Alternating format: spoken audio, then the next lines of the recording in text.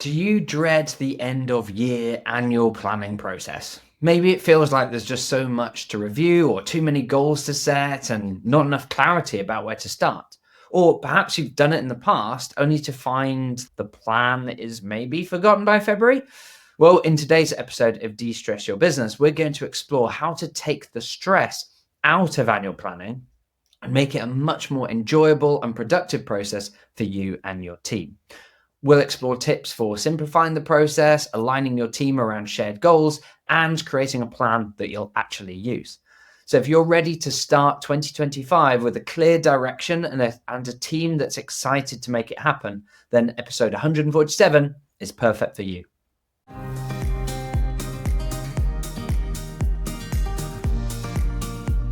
Welcome to De-Stress Your Business, the podcast where we show you how to get incredible results in your business without constant stress. I'm Alexis Kingsbury, a serial entrepreneur and founder at AirManual. Now, as we approach the end of the year at the point of recording, annual planning starts to become on everyone's mind, and particularly as you go into January. But let's be honest, planning for a whole year ahead can feel overwhelming, especially when you're still juggling the demands of the current one. So today I'm going to show you how to make the annual planning process a simpler and less stressful experience that sets you and your business up for success. Whether you're planning alone or with a team, the key is to approach it with structure, the right tools, and a clear vision. So let's dive into the steps that are going to help you plan for next year with ease and confidence. So let's start with why annual planning often feels so stressful for many business leaders. I think a big part of the pressure comes from trying to do too much at once. You're reviewing the past, including how you did against your goals and your KPIs and what's gone well and what's not gone so well and any issues you had in your team and whether or not you really felt like you were able to make good progress or whether the goals were even the right ones. There's a lot there. And then you're getting into setting goals for the future, including the projects that you want to work on, the KPI targets that you're going to set, the key initiatives, the recruiting, everything, right? Then you've got to align your team around it and then put it all into a coherent plan that can actually be executed on as well. Plus, the timing doesn't help. If you're doing your annual planning around the holiday season, for certain industries in particular, it's a really busy season with holidays and year-end tasks that need completing, taking up attention. So the first thing to think about is actually how can you prepare for annual planning throughout the year rather than make it this really high-stakes experience at the end of the year? Well, good planning isn't just a task for December and January. Your year-end planning should feel less of a massive exercise and more of just an annual step in an ongoing process. The way that we tend to do that is we use quarterly reviews that act as checkpoints to review progress against those the annual goals that we've set, but also gives an opportunity to set new goals for the coming quarter, so those next 3 months, to help us make a big step towards achieving those annual goals. We then use weekly or fortnightly team meetings across each of our teams to review progress against those quarterly goals and set specific tasks, actions, mini projects, whatever, that need to get done before the next meeting so that you make progress towards your quarterly goals, which makes progress towards your annual goals. And regularly reviewing that progress against your goals throughout the year makes it easier to identify what worked and what didn't when annual planning rolls around. It also makes you much more likely to be able to tick off those goals and actually achieve something, but also adapt the goals when you need to if it becomes clear that actually the goals that you set way back at the beginning of the year aren't as relevant as you thought. You can also use some tools and templates to make annual planning easier. Particularly, I've used in the past tools like SWOT analysis, provides a really simple structure where you're looking at what are the strengths that we have as an organization, what are our weaknesses, what are the opportunities that we perceive out in the industry, and what are the threats to us. And that gives you a really good sort of simple model that as a team, you can assess where you are and as a result, make some decisions about what are the strengths that you're going to play to, what are the weaknesses that you need to either avoid or improve upon, what are the opportunities that you're going to prioritize, what are the threats that you're going to mitigate against. So that's a useful exercise to kind of bring out some of that thinking and get you thinking about strategically your current position and what's possible.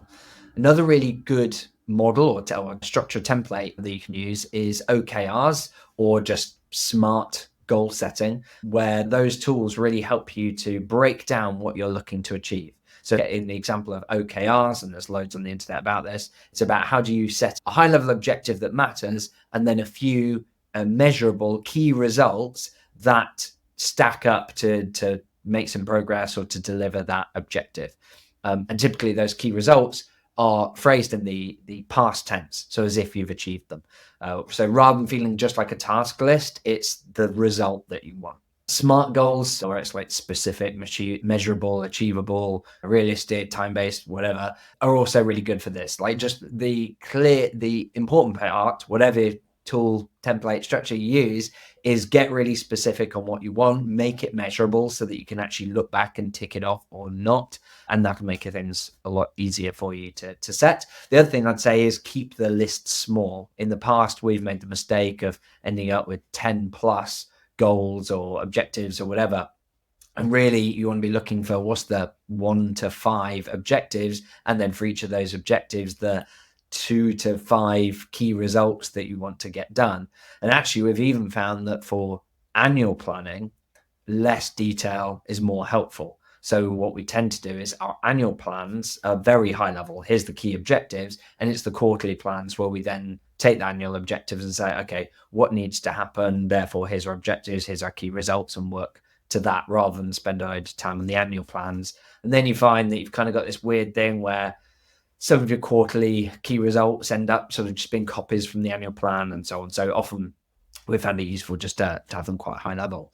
Thinking more about that strategic piece, because your annual plan isn't just about a list of a few objectives you want to achieve. It really is your opportunity to reset your vision for the future, including what are the key measurables, your key performance indicators, the targets that you need to be hitting, what should the organization look like, all these sorts of things.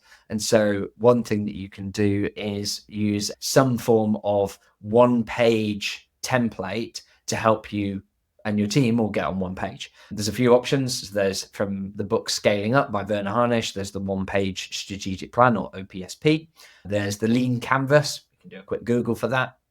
There's also VTO, which is the Vision Traction Organizer, which comes from the book Traction by Gino Wickman. So there's a few really good structures that I've used in the past and have found really helpful. Next, you need to align your team and get their input as part of that process, but without opening the floodgates, I guess, to endless opinions and debate. Because you want to invite the input, but you want to structure it. In general, what I've seen can work is facilitated workshops, so where you've got a really clear agenda. But also, if you want to get lots of input, perhaps before those workshops, you could use surveys. My preference is that within our team, we have an issues list. And so ahead of the quarterly and annual planning cycles, we'll create an issue, essentially each of the teams to come up with what are the sorts of things that they'd like to see on the priority list going forward. And that's an opportunity for each of the teams in their team meetings to briefly discuss that, capture a few ideas, and feed that up the chain so that as an exec team, we're looking at people's input and able to make that decision with our eyes open. So we're able to spot something and go, oh, well, perhaps I was surprised to see that as a suggested priority. Let me understand it more. Or maybe, oh, that's a really good idea and I'd forgotten about how important that was and put that in. Or in some cases, it just helps us identify things that, yeah, we're not going to do that. And therefore, it's useful for feedback to the teams to understand why we're not doing that so that they don't feel like they're just not being listened to. So that's a really good way of doing that. But whatever you do, set clear boundaries on what's the kind of feedback and input that you're looking for, make it clear that not every idea or suggestion is going to make it to the final plan, and make sure you close that loop as well so that they feel like that was time well spent, you actually listened and used what was suggested. So we've talked about tools and we've talked about how to get feedback and so on. Once you're in that workshop, that meeting with the team to do your annual planning, it's really important that you've got a structure for this. I can give you a template, but typically it should start with some positive focus and reflection, perhaps sharing wins. So what went well this year, or in particular the last quarter.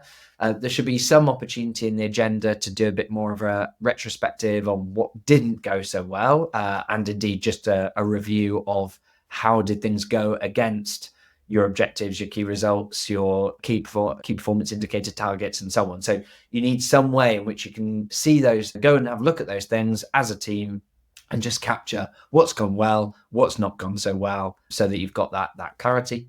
You might then want to include perhaps the SWOT analysis or other structures to help sort of get people really thinking about where you're at.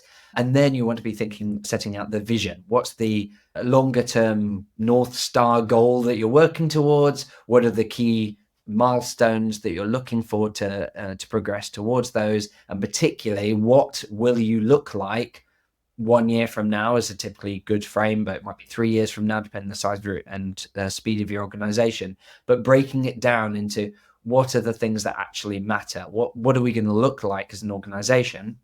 So that you can then identify, okay, based on where we want to be and where we are now, what are the priorities? Where are the big activities, the projects that need to happen to take us from A to B? And then what are the specific measurable goals for those so that we'd be able to tick it off, and who is going to own those? And particularly, my preference is rather than have detailed goals for the entire year's plan and owners for every little bit of that, because the problem is plans are going to need to change, and that creates a lot of rigidity and lots of updating the slightest change you make. Instead, I prefer to have that detail for the next quarter and keep the annual quite high level, and so set your ownership at the quarterly. And as I mentioned, like if you'd like a template to use your annual planning, if you'd like a template to use for your annual planning meeting, then check out airmanual.link/annual-planning-agenda, and you'll find a interactive process that you can use to do your annual planning meeting. If you're a user of AirManual, you can copy that or get a member of my team to copy that into your workspace if you'd like to use that in your organization. Now that we've got your vision and we've started to break it down, let's dive into a little bit about how to create it into an action plan. So the first thing is, when you're looking at each goal, identify what needs to happen first. What are the resources that are going to be required? Who's going to lead this? What are the milestones that need to be completed so that you can be confident of the progress on that journey? Getting clear on those things will help you to break those down into some specific key results that you're expecting. But again, at the annual and quarterly planning, I would advocate not getting too stuck into the tasks and the detail. You want to be able to delegate the responsibility for that objective or individual key results to someone who can then come up with their own plan and feedback and say, okay, this is how I'm planning on solving this objective or this achieving this key result, so that then they're owning it, you're empowering them to own it, but you're getting that review cycle so that you can make sure that they're not going to go off on a tangent or whatever. But don't get too stuck into the exact steps and, they need to draft this email and all that kind of stuff, right? Ultimately, you do need flexibility in your annual plan, or indeed any plan. Your plan is a guide, not a rigid contract. You should build in those regular checkpoints. Typically, my preference is quarterly reviews as part of your planning, but also having the team meetings that allow you to reassess and adjust as needed. You want to keep your plan relevant as the year evolves. If you have a key team member that suddenly is leaving, you want to be able to adjust your plan accordingly, rather than feel like, we can write this year's plan off and it's only March. So make sure that you've got that flexibility in it.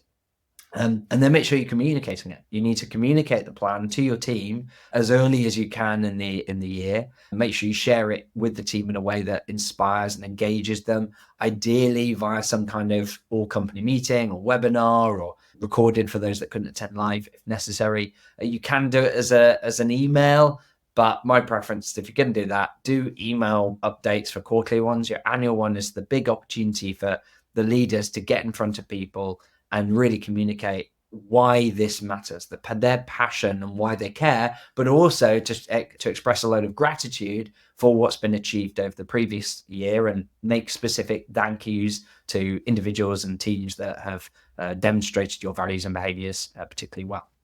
So make sure that you communicate it, and particularly focus on how the plan aligns to the organization's mission and your values, and make it clear how each team and person's role will therefore be important and contribute to this success, so that everyone should come away from that excited and inspired and feeling clear on where they fit within it, even if they don't at that point then have all the detailed to-dos, but they have clarity on who in the organization is doing what and where they would then fit in. So that's essentially the process, right through to communicating it to your team. And then, of course, having your weekly or fortnightly meetings and your quarterly reviews to make progress on that is where you'll hone this. And my experience is that annual planning doesn't have to be stressful. You won't get it perfect every single time, and certainly the first few times that you do it. But when you've got the right mindset, tools, and process, you can create a plan that not only guides your business, but also excites your team for the year ahead. So take that time to reflect, involve your team, and create a plan that sets you up for a successful 2025. And to make all of this easy, or at least easier, use our step-by-step agenda and template for your annual planning meeting. You can find it at airmanual.link/annual-planning-agenda. You can get that for free and access it regardless of whether you use AirManual in your organization or not. Otherwise, thank you so much for listening. If you found this episode, and indeed all of our episodes in 2024, super useful, then please go to Apple Podcasts, leave a 5-star review with a comment, even if it's just one word. We read them all. It makes a big difference to how much time we can dedicate to the podcast. And personally, I really, really appreciate it. But otherwise, until next time, have fun.